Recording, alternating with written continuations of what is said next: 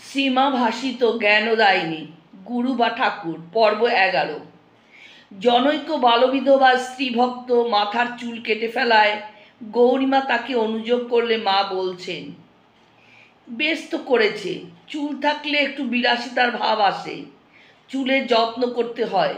যাই হোক মা, কেশের সেতু পার হয়ে তুমি এখানে এসে পৌঁছেছ, যার জন্য এত কঠোরতা, তোমার সে কাজ হয়ে গেছে। এখন আমি বলছি, আর কঠোরতা করো না। কালকে তোমার দীক্ষা হয়ে যাবে, কালকে 8টার সময় এখানে এসে পৌঁছবে।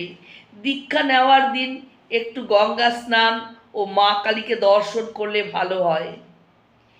জনৈক বালবিধবা স্ত্রী ভক্ত কাতরভাবে মায়ের কাছে তাকে সংসার থেকে ছাড়িয়ে নেবার জন্য প্রার্থনা জানালে মা তাকে বোঝাচ্ছেন, তোমাদের আবার সংসার কি মা?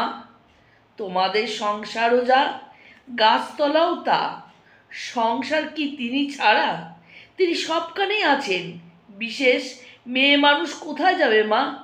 তিনি যেখানে যেভাবে রাখেন সেখানেই সন্তুষ্ট থেকো। উদ্দেশ্য তাকে ডাকা ও পাওয়া। তাকে ডাকলে তিনি তোমার হাত ধরে চালিয়ে নেবেন। তাতে নির্ভর করতে পারলে আর তোমার কোনো ভয় নেই। আরেকটি কথা, গুরু শিষ্যে একত্রে বসবাস করা ভালো নয়, কারণ একত্র থাকলে গুরুর কার্যকলাপ দেখে অনেক সময় গুরুকে মানুষ বলে মনে হয় এবং তাতে শিষ্যের ক্ষতি হয়। নিকটে অন্য কোথাও থেকে যদি রোজই কিছু সময় গুরু দর্শন, তার সঙ্গ, উপদেশ পাওয়া যায় তবে খুবই ভালো। কিন্তু সর্বদাই একটু দেখা সাক্ষাৎ না থাকলে গুরু শিষ্যের কথা সবসময় স্মরণে আসে না। রোজই এখানে এসো।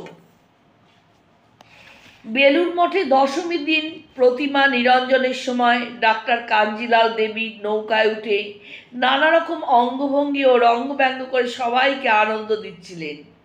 কিন্তু জনৈক ব্রহ্মচারীর কাছে এইসব আপত্তিকর লাগে।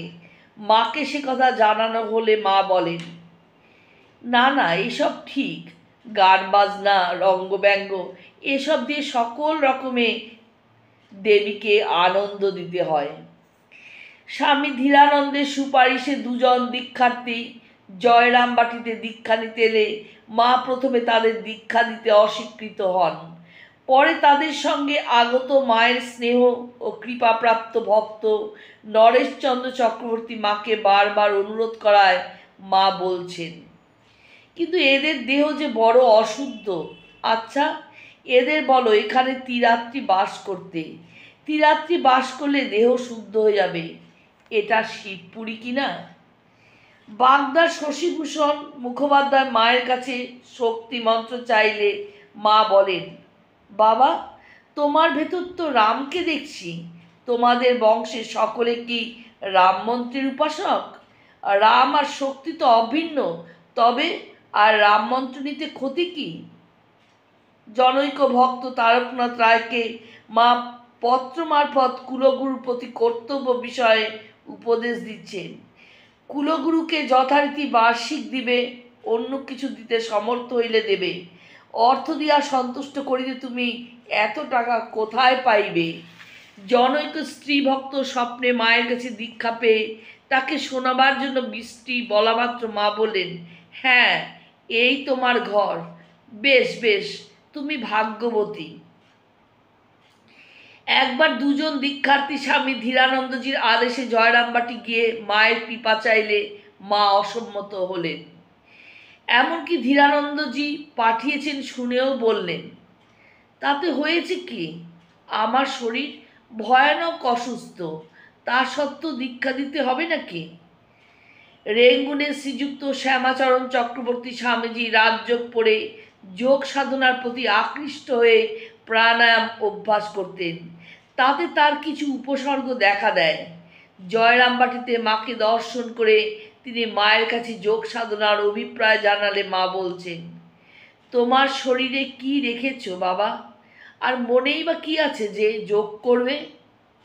মা সাধারণভাবে স্বাস্থ্যোন্নতির জন্য আসন অভ্যাসকে অতিরিক্ত গুরুত্ব না দিলেও দীর্ঘকাল জপের সুবিধার জন্য তিনি কখনো কখনো আসন অভ্যাসের উপদেশ দিতেন। কোনো একটা আসন অভ্যাস করে নেবে, যাতে বেশিক্ষণ 2-3 ঘন্টা বসতে পারো। যখন পা ঝিনঝিন করবে তখন পা বদলে নেবে, পরে আর কষ্ট হবে না। পূজা পদ্ধতি মতে ঠাকুরের ভোগ নিবেদনের কথা উঠলে মা বলেছিলেন, পূজা পদ্ধতির অত দরকার নেই, ইষ্ট মন্ত্রতেই সব কাজ হয়।